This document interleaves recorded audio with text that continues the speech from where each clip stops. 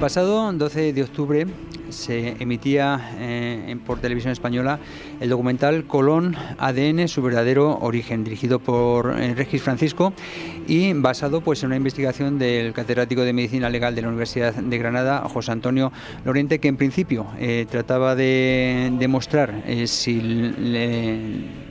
los huesos que hay enterrados en la Catedral de Sevilla pertenecen a Cristóbal Colón, pero que después evolucionó para tratar de averiguar el verdadero origen de Cristóbal Colón. Al respecto del origen, bueno, pues hay muchas teorías y hay una que directamente toca con nuestra provincia, que es la que hace más de medio siglo comenzó don Ricardo Sanz y que ha continuado su hijo, don Alfonso Sanz, a quien tenemos ya aquí en los estudios de Es Radio.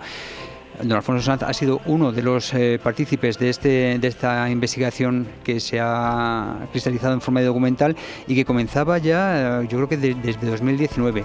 Y bueno, pues vamos a hablar con él sobre lo que le parece este documental y sobre, por cierto, nuevos datos que refuerzan la teoría castellana del nacimiento de Cristóbal Colón y que no han salido en este documental. Muy buenos días, don Alfonso Sanz, gracias por acercarse de nuevo, es la mañana de Guadalajara. Hola, buenos días, encantado de estar otra vez aquí.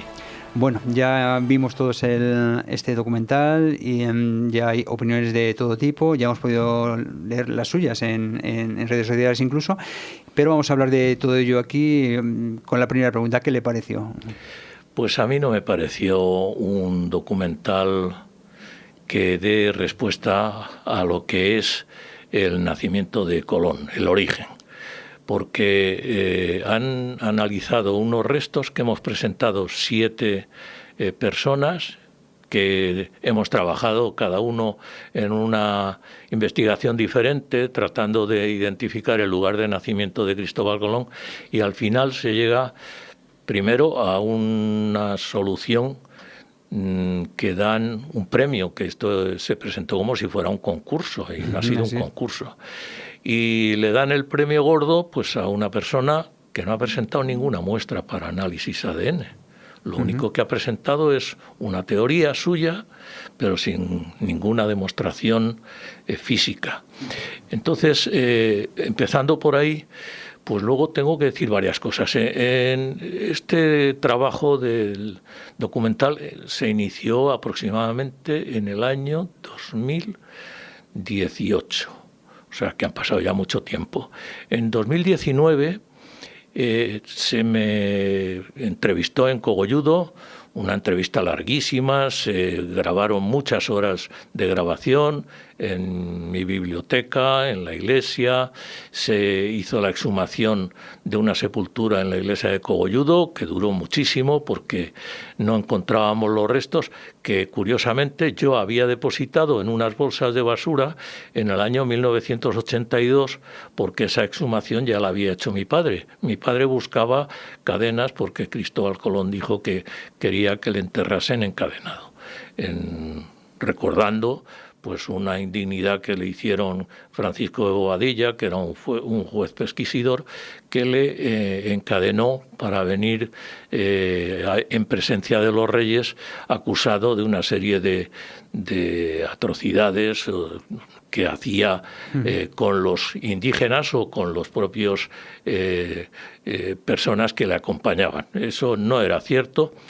Y ahí tenemos un dato muy importante para demostrar que Cristóbal Colón conocía y nació en Espinosa de Henares, porque la persona que le puso los grilletes en una situación muy comprometida para Colón, porque nadie se los quería poner, al entender que era una injusticia, pues fue su cocinero. A este cocinero, el conde de Rosselli, que es un biógrafo de Colón, en 1830 y tantos, en una publicación, una de las más importantes, de las primeras que se hizo de la biografía de Colón, dice que es un familiar suyo. Yo cuando lo leí me quedé asombrado, porque el nombre de este familiar suyo, que es cocinero, se llama Juan de Espinosa. Ya aparece ahí un gentilicio que nos está llamando la atención. Voy a ver qué es lo que dice el padre a las casas. Y el padre a las casas dice y no dice, como en muchas ocasiones. Nos dice que era un malhadado, un sinvergüenza, porque era su cocinero y le puso los grilletes a su señor. Y dice, a este era un desconocido. Primero dice eso, que era un desconocido. Y luego al final dice, a este le conocía yo bien, se llamaba Juan de Espinosa. Bueno, pues ya coincide en que se llamaba Espinosa. Y casualmente, hace relativamente poco, pues me encuentro un documento del archivo de la Casa Ducal de Medinaceli en el que hay un juicio en Cogolludo por el que un tal Cañizares ha usurpado las tierras a una serie de labradores de Arbancón, Fuencemillán y Cogolludo. En ese juicio, pues lógicamente salen quienes son los perjudicados y aparece Juan de Espinosa. Digo, caramba, pues este es el Juan de Espinosa que lleva de cocinero Cristóbal Colón. Y que además Colón reconocía que era pariente suyo, o bueno, ¿dónde? Claro, vamos ahora a lo siguiente. Lógicamente, Juan de Espinosa es de Espinosa de Henares, pues el juicio es en Cogolludo, que está a 7 kilómetros de Espinosa, pues este es el Juan de Espinosa que lleva a Colón de cocinero. Pero además coinciden los años, porque el juicio este es 1499 y el cocinero de Colón, esta situación que he comentado, es en 1500, en el tercer viaje. Bien, hasta ahí todo parece que encaja. Lo de familiar suyo, pues todavía queda un poco en el aire. Pero resulta que leyendo a Anunciada Colón de Carvajal, en una obra que tiene con Guadalupe Chocano, hablando del enterramiento de Colón, pues en un momento dice, sin que aparentemente tenga mucha relación, que Bartolomé Colón en su testamento lo firman como testigos, al igual que lo había firmado también, que se me ha quedado decirlo, este Juan de Espinosa firma como testigo en el testamento de Cristóbal Colón, como sirviente fiel. Y esto lo hace 7 años después de haberle encadenado. Si hubiera sido un canalla, pues no habría permanecido 7 años y a su servicio, firmaría, ¿no?, como fiel servidor suyo. Pues bien, Bartolomé Colón hace también un testamento, y qué casualidad que en ese testamento aparece un personaje, también servidor de Bartolomé Colón, que se llama Alfonso de Espinosa. Consta en el documento Alfonso de Espino. Yo digo, pues debe ser Alfonso de Espinosa. Entonces, tratando de localizar a este señor, voy al Archivo Histórico Nacional a ver si hay algún documento de Alfonso de Espinosa, y lo hay. Y en este documento, pues resulta que dice que este muchacho, o esta persona, es el hijo segundo de Juan de Espinosa. Qué casualidad, ya tenemos padre e hijo al servicio Espinosa y Espino. al servicio de los hermanos Colón. Luego conocían a Espinosa, evidentemente, son dos personas de su confianza que podrían ser perfectamente familiares. Estos son, digamos, más investigaciones que respaldan la tesis del Colón castellano, pero si le parece vamos a volver, porque he dicho algo muy interesante, vamos a volver al documental. Ha dicho usted algo muy interesante. En la primera parte del documental, y como he dicho en la introducción, en la entradilla, se trataba de averiguar, ¿no?, si los restos que hay en la Catedral de Sevilla enterrados pertenecían a Cristóbal Colón, y efectivamente el ADN demostraba que sí. La segunda parte del documental sería contrastar ese ADN con el ADN hallado en restos de diferentes lugares de España para ver si coincidían. Uno de esos lugares era Cogolludo, donde estaba el enterramiento, y no coincidían, pero claro, usted acaba de decir que en fin, había habido obras hace años en la iglesia de Cogolludo y todos los restos que aparecieron se habían juntado en diversas bolsas, con lo cual a lo mejor los restos analizados no eran los que se buscaban, los de doña Aldonza, ¿no? Pero digo yo, ¿no se podrían haber contrastado con alguien que si supiéramos que era un Mendoza de la época, como por ejemplo el cardenal Mendoza, cuyos restos están localizables? Sí, los restos del cardenal Mendoza están en Toledo. Sería el cardenal Mendoza era primo de Cristóbal Colón, pero por vía paterna, no por vía materna. Sí. De todas maneras, ahí en el análisis ADN que se ha hecho en Granada hay una cosa muy interesante que además viene a confirmar la teoría de Cristóbal Colón de Espinosa de Henares. Y es que Diego Colón, el hermano teóricamente hasta ahora de Cristóbal Colón y Bartolomé Colón, no es su hermano, es primo. Yo en mi libro, en mi último libro, lo tengo aquí, sí. Pues en la página 296-97 pongo un árbol genealógico de la familia Colón y de la familia Colón Castellano.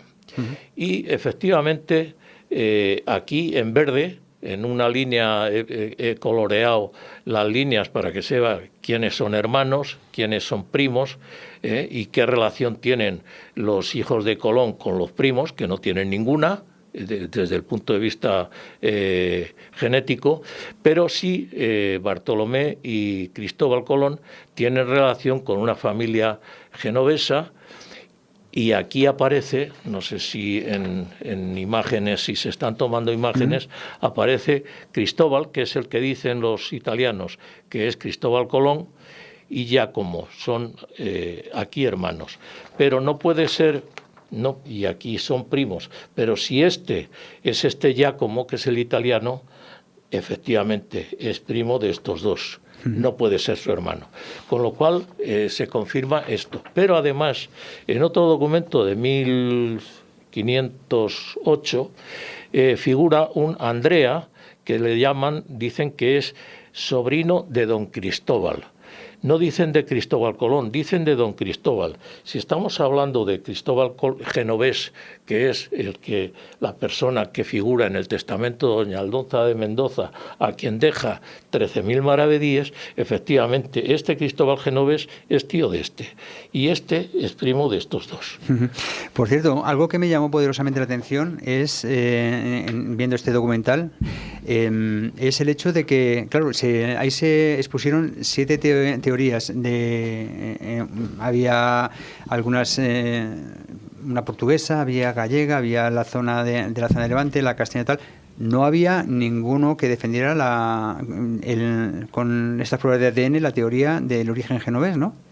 No, pues, y sin embargo parece que el origen genovés es el que más está, aunque sea erróneamente, admitido internacionalmente. Sí, bueno, en principio hay un hecho incontestable, que yo recuerdo que don Manuel Ballestero Gaibrois, que era un defensor de la tesis nacido en Génova, pues le comentó a mi padre en una ocasión. Le dijo: mire, yo estoy convencido de que usted ha hecho un trabajo impecable, pero ¿cómo después de 500 años los historiadores vamos a decir que no es genovés, que es lo que hemos estado diciendo siempre? Y le puso un ejemplo. Le dijo: usted es médico y todos los médicos dicen que la circulación sanguínea está impulsada por el corazón. Imagínese usted que sale ahora alguien diciendo que está impulsada por el hígado. Se pondrían todos en contra. Pues eso es lo que pasa al conjunto de historiadores, que le es muy difícil admitir que llevan ellos 500 años no dando con el clavo. Yo lo justifico porque, claro, nosotros hemos llegado a esta solución porque hemos conocido este Cristóbal Genovés que aparece en el testamento de doña Aldonza de Mendoza. Es que para un historiador esto ha pasado desapercibido. Si no se conoce a este Cristóbal genovés, las actas genovesas les dan la razón, porque se basan en una serie de actas notariales en los que aparece una familia de Génova, que son todos familia de este Cristóbal genovés, pero este Cristóbal genovés no aparece en esas actas porque vive en Castilla, no tiene relación económica con la familia. Las actas son de yo te presto un dinero, tú me avalas, yo he hecho una venta, tú apareces como testigo, y así han ido los historiadores sabiendo quiénes eran los elementos de esa familia, pero no conocían a Cristóbal genovés. Como hemos visto en otras entrevistas con usted, bueno, pues en más de medio siglo desde que su padre comenzara la investigación, en los libros publicados tanto por su padre como por usted mismo, en todos estos datos que lo refuerzan, en sus viajes que va haciendo para acá y para allá, bueno, hay muchísimos datos que apuntalan en la teoría de Cristóbal Colón Castellano desde una base completamente fehaciente. Sin embargo, en el documental simplemente echan por tierra esta teoría en base a que el ADN no coincide, ADN tomado, como decíamos, de unos huesos que seguramente no eran de Aldonza de Mendoza, y en poquito más, ¿no? ¿Qué ha pasado con toda esta investigación, con toda esta documentación? ¿Por qué no se menciona este documental? Pues yo no lo sé. Yo lo que sí sé es que de todas las imágenes que se han tomado en Cogolludo y en Espinosa de Henares, han salido solo justo las que no tenían que salir, que son las del principio.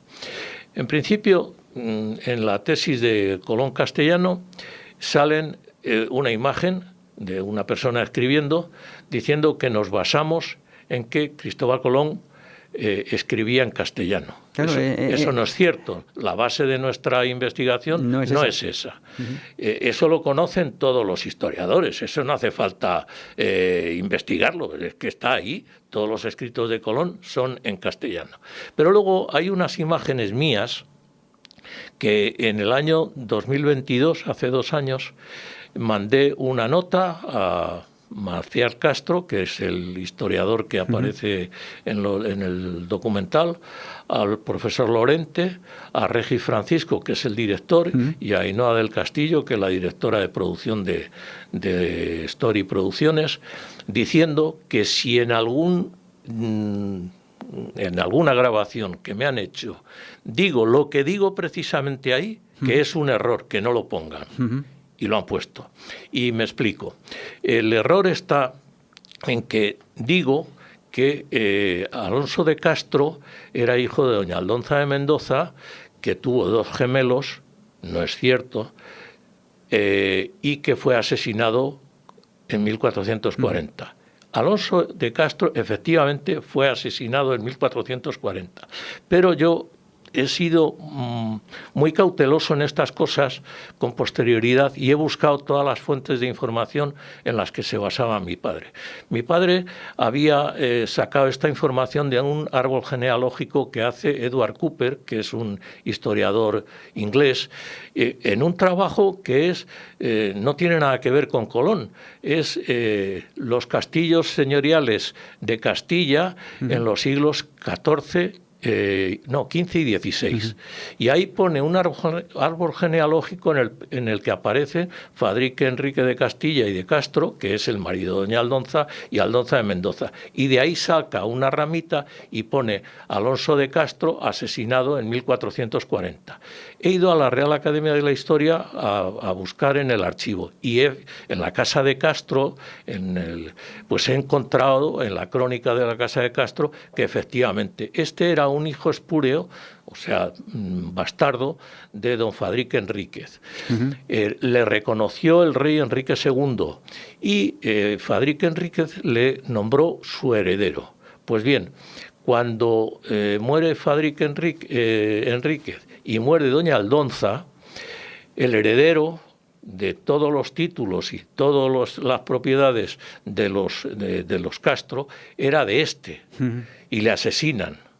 Precisamente para que pasara toda esa herencia a otra persona, seguramente, ¿no? En la crónica dice que no llegó a heredar todos los títulos porque le mataron en Val del Áncara a edad no madura. Eso es el texto que dice la crónica. Entonces, cuando yo me doy cuenta de esto, rectifico y digo, oye, que esto no es verdad.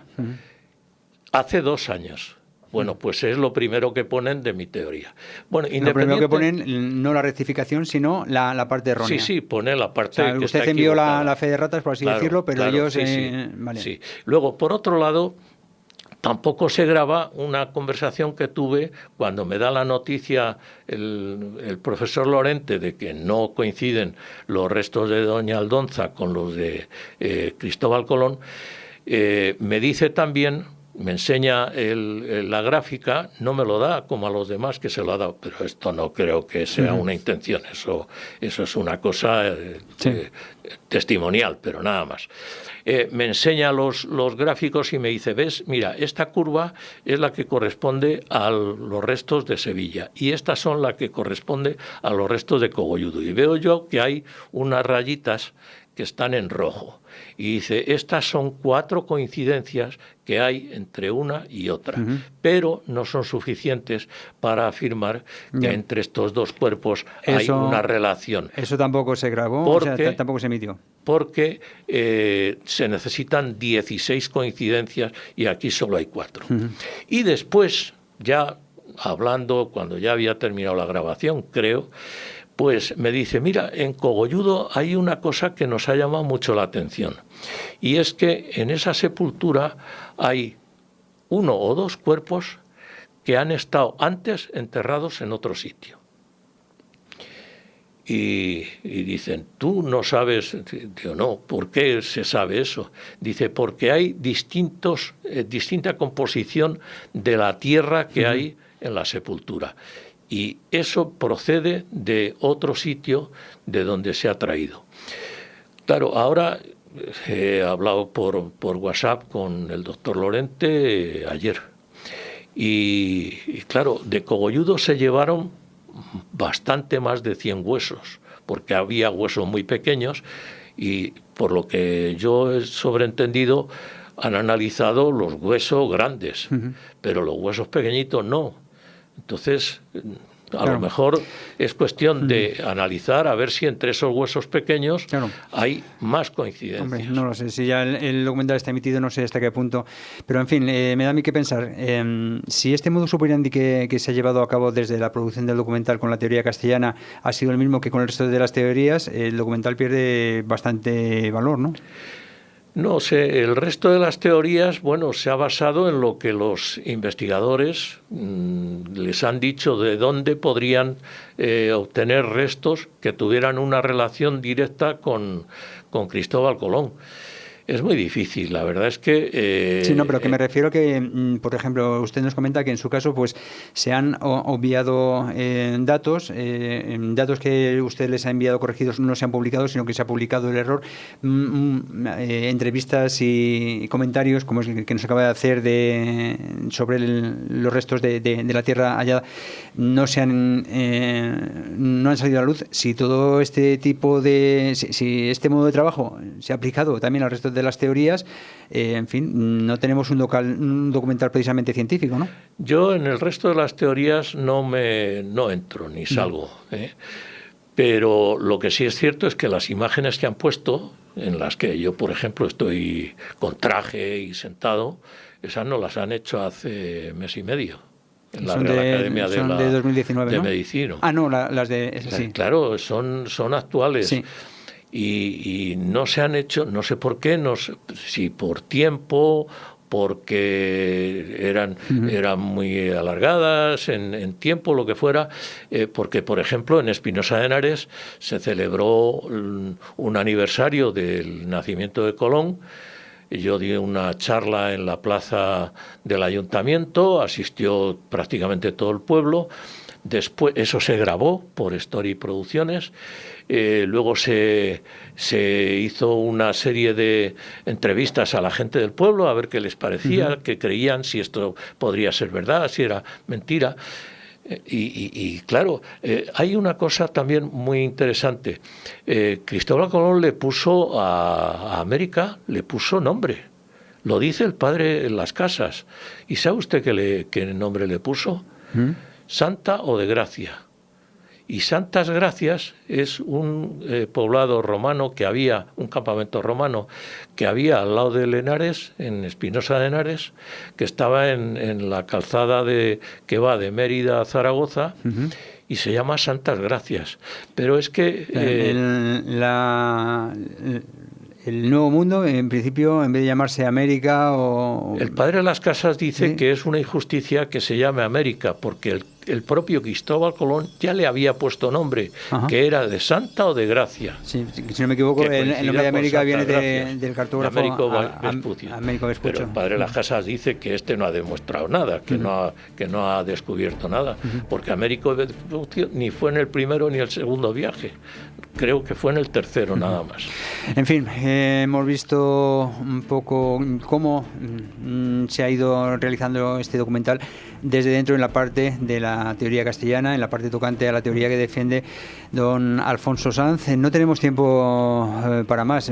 Simplemente lo que sí me alegra mucho es que usted sigue investigando, usted sigue con muchas ganas y usted sigue aportando nuevos datos que respaldan la teoría que su padre comenzará. Por eso le voy a invitar a que se acerque por esta casa cuando le apetezca para seguir divulgándolos y poniéndolos en conocimiento del público. Es ahora sí de primera mano.